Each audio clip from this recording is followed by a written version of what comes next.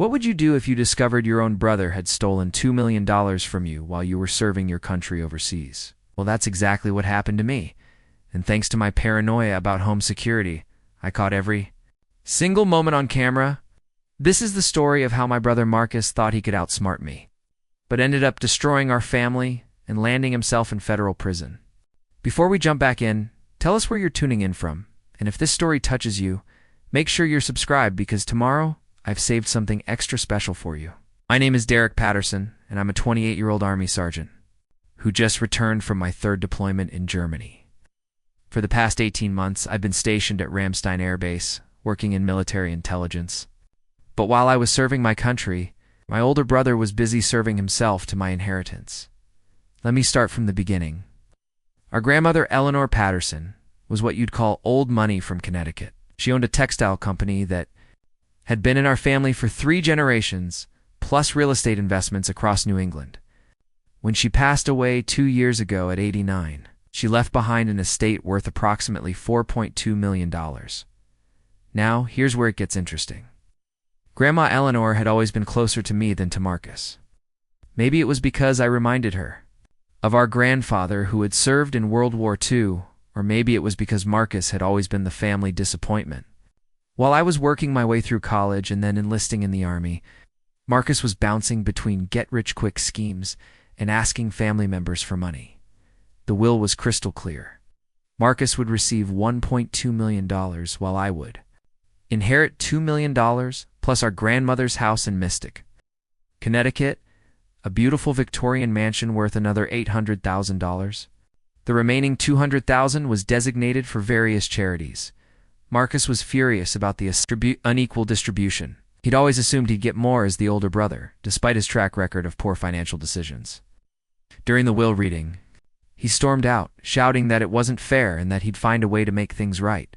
3 months after Grandma's funeral, I received orders for an 18-month deployment to Germany. Before leaving, I had to make arrangements for managing the inheritance. The estate was still in probate, but the house needed maintenance, and there were various financial matters to handle. This is where I made what Marcus thought was a crucial mistake, but what actually became my greatest advantage. I gave him power of attorney to handle specific matters related to the estate while I was overseas.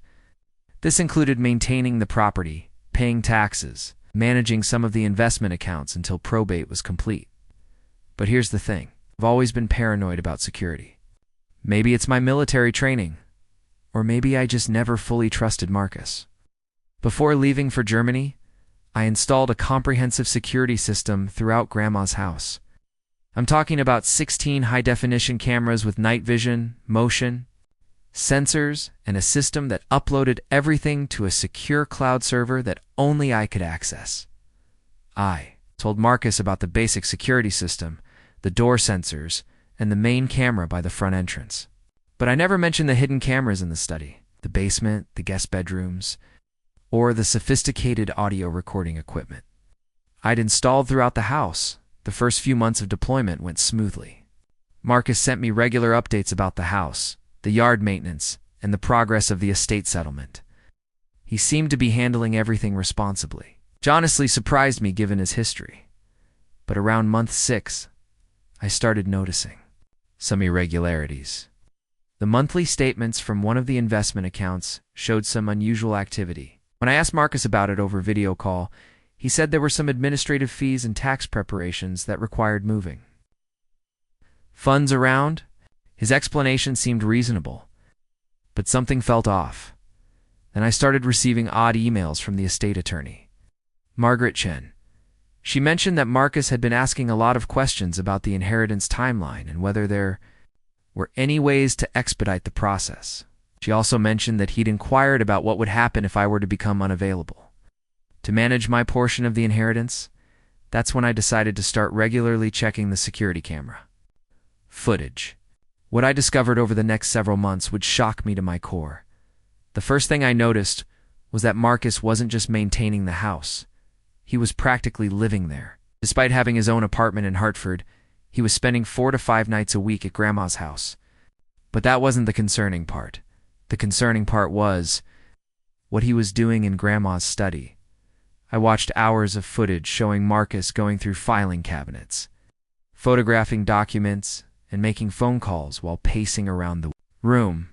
Thanks to the audio recording equipment, I could hear every word of these conversations.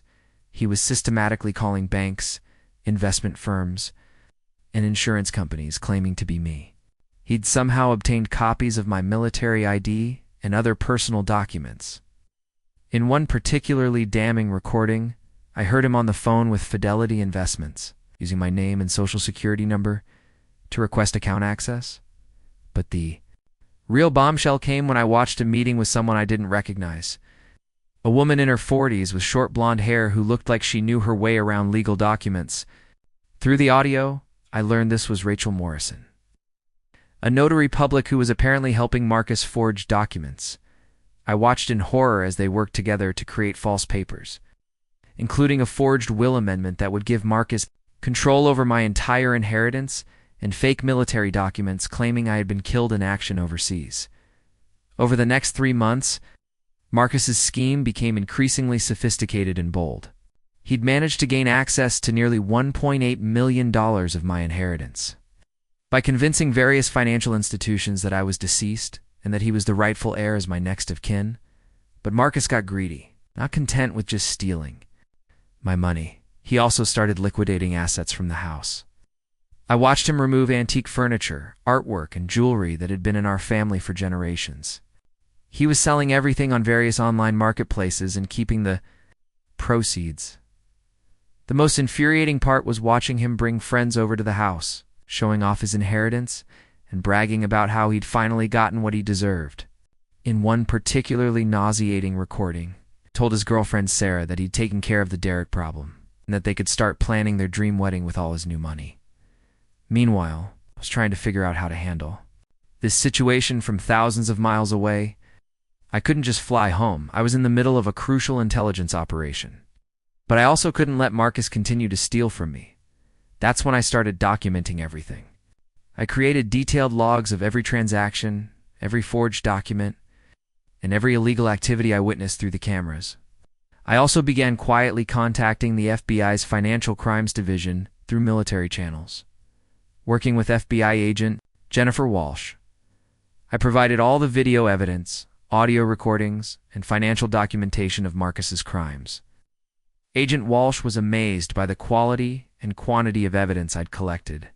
She said it was one of the most comprehensive cases of inheritance fraud she'd ever seen. But the investigation had to be handled carefully. If Marcus discovered that I was onto him, he might try to destroy evidence or flee with the remaining money. So we decided to let him continue his scheme while building an ironclad case against him. The FBI began their own surveillance of Marcus, watching him meet with Rachel Morrison and tracking his financial activities. They also started building cases against his accomplices, including the notary who had helped him forge documents and the various people who had purchased stolen items from the house. What I discovered during this phase was even more disturbing. Marcus wasn't working alone.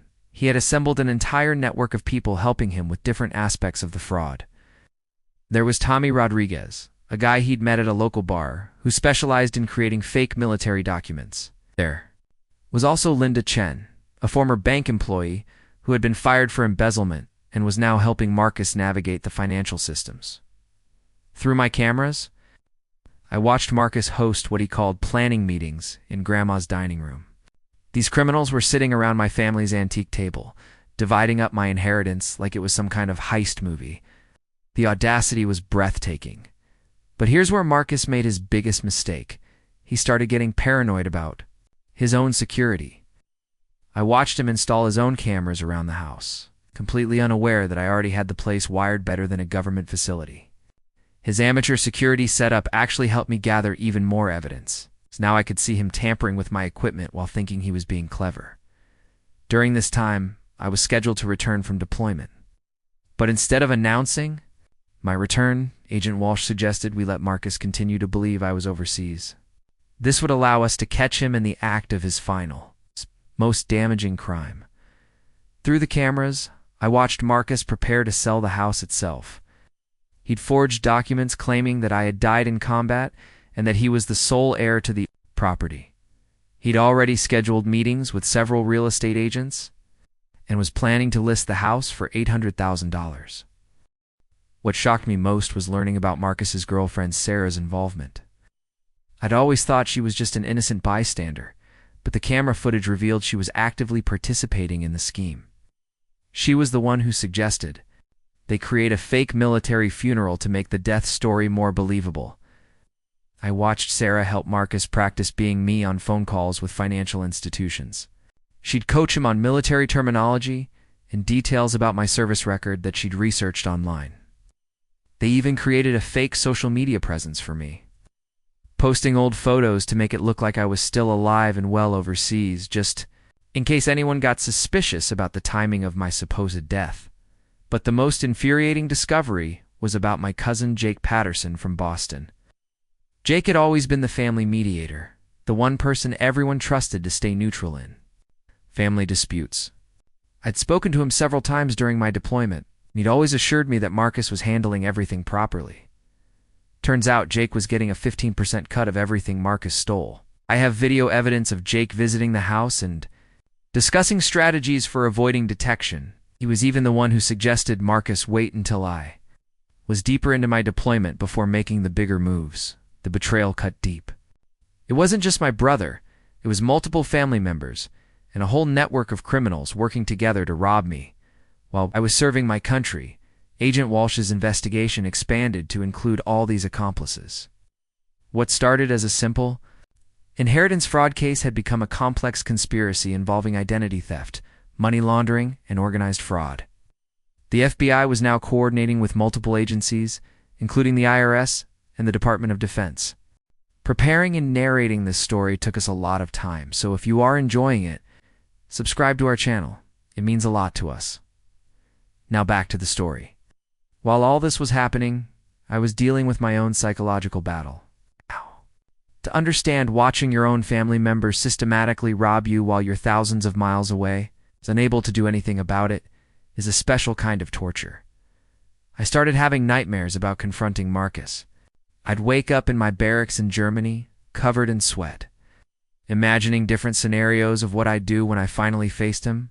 Some nights I fantasized about violent revenge. Other nights I just wanted to understand why my own brother would do this to me. The hardest part was maintaining my military duties while dealing with this personal crisis. I couldn't tell my fellow soldiers what was happening. Operational security meant keeping personal problems private. So I carried this burden alone, checking those camera feeds every night after missions, watching my inheritance disappear piece by piece. But there was also a strange sense of power in knowing something Marcus didn't. Every time he called me with fake updates about the house or the estate, I knew exactly what he'd been doing. And he'd say, "Everything's fine here, Derek. Just handling some routine maintenance." I'd already watched him move $50,000 out of my account that morning. I started playing psychological games with him during our video calls. I'd mentioned specific details about the house that I could only know from the cameras, just to see his reaction. Once, I asked him about a vase that I'd seen him sell 3 weeks earlier.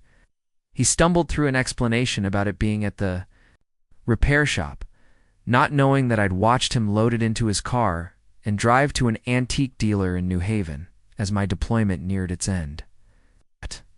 Marcus's activities became more frantic. He knew I'd be returning soon, and he needed to complete his scheme before I came home. This is when he made his most desperate and ultimately self-destructive decisions.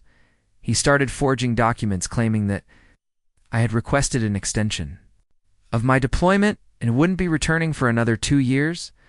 He sent these fake documents to the estate attorney, to the banks, and even to some of our family members.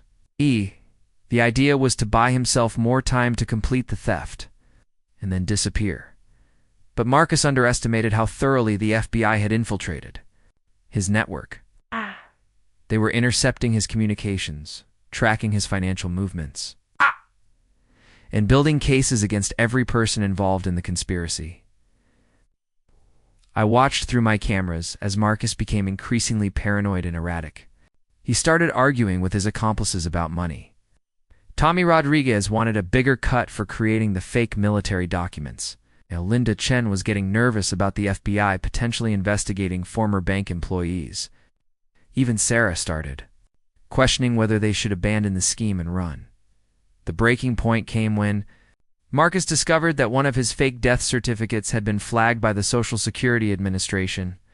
Someone had noticed inconsistencies in the paperwork, and questions were being asked. Marcus panicked and decided to accelerate. His timeline: in his final week before my return, Marcus made the decision that would seal his fate. He decided to fake my military funeral. I watched in disbelief as Marcus, Sarah, and Jake planned an elaborate fake funeral ceremony. They rented a funeral home in Hartford, ordered flowers, and even hired actors to play the roles of military personnel. The plan was to invite extended family members and some of Grandma's old friends. Creating witnesses to my supposed death, they created fake military correspondence about my death, complete with forged signatures from commanding officers. Marcus even went so far as to create a fake flag-folding ceremony and hired someone to play taps on a bugle. But here's where Marcus's arrogance finally caught up with him. He decided to live stream the funeral on social media to make it seem more authentic. He wanted to create a permanent record of my death that he could use with financial institutions and legal authorities. What he didn't realize was that live streaming a fake military funeral is a federal crime. The FBI was watching, and they had more than enough evidence to arrest everyone involved. Agent Walsh later told me that watching Marcus's fake funeral was one of the most surreal experiences of her career. She said it was like watching a criminal broadcast his own confession to the world. The night before my actual return, I sat in a hotel room in New York, watching Marcus prepare for what he thought would be the final phase of his scheme. He was planning to meet with a real estate agent the next morning to officially list the house for sale. I'd been back in the United States for 3 days, but I'd stayed hidden while the FBI coordinated the final details of the arrest. Agent Walsh wanted to catch Marcus in the act of trying to sell the house, which would be the capstone charge in an already overwhelming case. That night, I watched Marcus walk through the house one last time, talking to Sarah about their plans to move to Florida with the money. He stood in Grandma's study, looking at her portrait on the wall, and I heard him say something that still haunts me. "Sorry, Grandma, but Derek was always your favorite anyway. This is just evening things out." The casual way he dismissed our grandmother's wishes, the way he justified stealing from his own brother who was serving overseas. It crystallized for me that the Marcus I'd grown up with was gone. This wasn't just about money anymore. This was about a fundamental lack of character and respect. I spent that night writing a letter to my parents, trying to explain what was about to happen. They'd been kept in the dark about the investigation, and I knew that Marcus's arrest would devastate them. How do you tell your parents that one of their sons is a criminal who stole from the other son while he was serving his country? I arrived back in Connecticut on a Tuesday morning in March. Instead of going home to my apartment, I went directly to the FBI field office in New Haven to coordinate the final phase of the operation. The plan was simple. I would show up at the house while Marcus was there, confront him about the theft, and record his reaction. The FBI would be positioned outside, ready to move in if necessary. I'll never forget walking up to that front door, the same door I'd walked through countless times as a child visiting Grandma, but this time I was walking into a trap set for my own brother. Marcus was in the kitchen when I walked in. He was talking on the phone with what sounded like another financial institution. The look on his face when he saw me was priceless. Pure terror mixed with confusion. "Derek," he stammered, dropping the phone. "What are you doing here? I thought you were still deployed." "I was," I said calmly, "but I came back early when I started noticing some irregularities with my inheritance." "Funny thing, Marcus, according to several banks and investment firms, I'm apparently dead. How do you explain that?" What followed was the most pathetic display of lying I've ever witnessed, and Marcus tried to claim it was all a misunderstanding, that he was just trying to protect my assets while I was overseas. He said the death claims were mistakes made by the financial institutions. Not him, but I had 18 months of video evidence proving otherwise. "Marcus," I said, pulling out my phone to show him a video clip, "I've been watching you for the past year and a half. I know about Rachel Morrison. I know about the forged documents. I know about every single dollar you've stolen from me. Color drained from his face as he realized the magnitude of what I'd uncovered. That's when the FBI agents came through the door. Marcus was arrested on charges of inheritance fraud, identity theft, forgery, and wire fraud.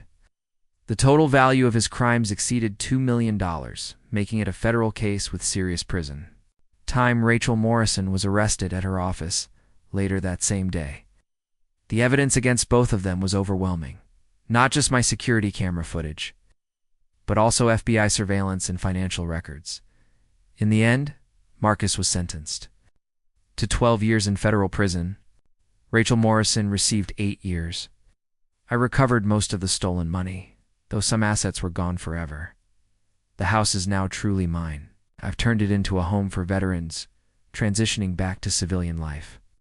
As for Marcus, he'll have plenty of time to think about his choices. Sometimes the best revenge is simply letting people face the consequences of their own actions. And sometimes paranoia about home security pays off in ways you never expected. Recovery from this experience has been a long and ongoing process that extends far beyond the legal resolution of the case. I've been working with a therapist who specializes in military trauma and family betrayal. Dr. Sarah Mitchell helped me understand that what I experienced was a form of psychological warfare, being attacked by someone trusted while I was vulnerable and far from home. The therapy sessions revealed how much the experience had changed my fundamental worldview. I'd gone from being someone who trusted easily to someone who questioned everyone's motives. I'd installed security cameras in my own apartment, conducted background checks on people I dated, and found myself constantly looking for signs of deception. In everyday interactions, Dr. Mitchell helped me realize that while some increased caution was reasonable given what I'd experienced, I couldn't let Marcus's betrayal poison all my future relationships. We worked on techniques for rebuilding trust and recognizing the difference between reasonable precautions and paranoid behavior. One of the most helpful parts of therapy was processing the guilt I felt about having Marcus arrested, even though I knew intellectually that he'd made his own choices. Part of me struggled with being responsible for my brother going to prison. Family conditioning runs deep, and there's always that voice saying you should protect your siblings no matter what.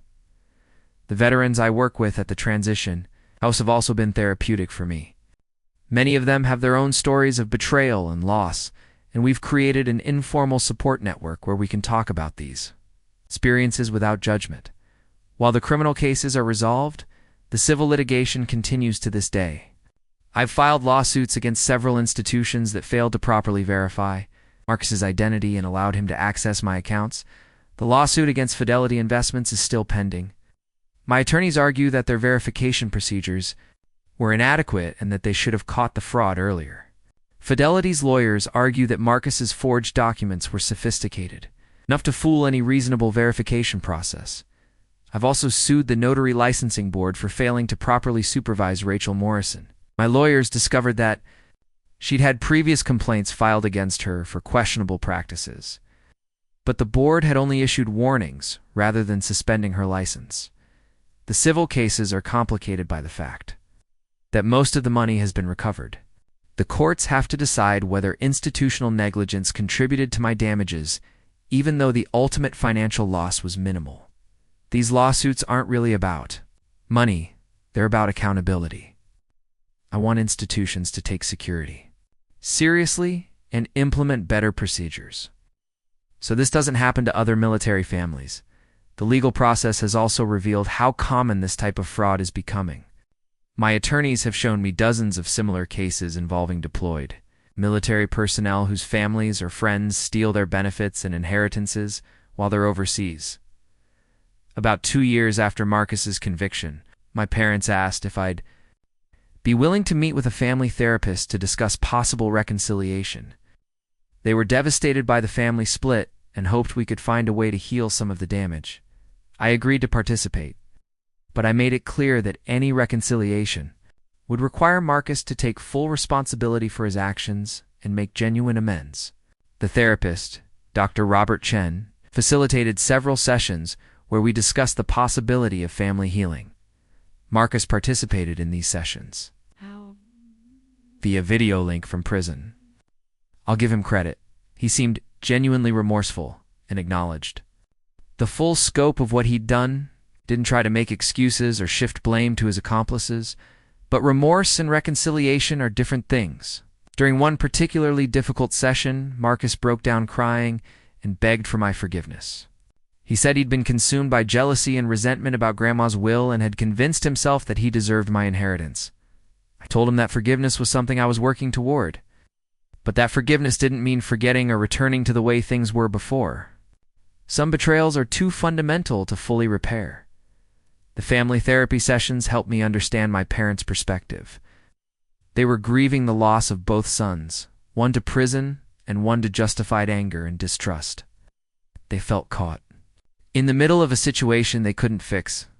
We've reached a kind of détente, where I maintain relationships with my parents and some extended family members, but I've made it clear that Marcus will never be welcome in my life again. Some family members have accepted this boundary, while others continue to push for complete reconciliation.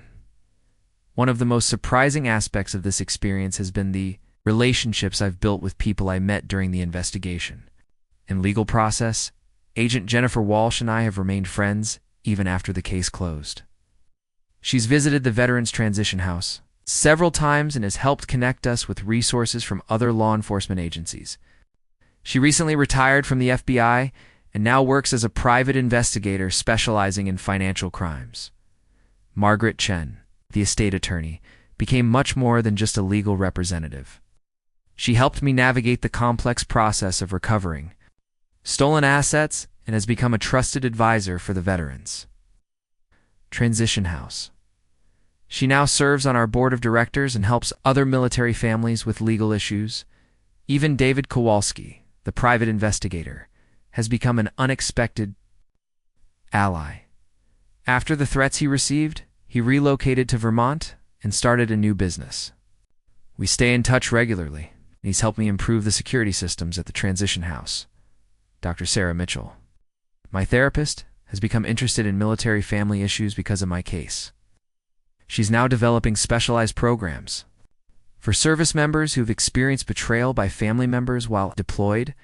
These professional relationships that turned into genuine friendships have been crucial to my healing process. They've shown me that trustworthy people do exist, and that professional competence and personal integrity often go hand in hand.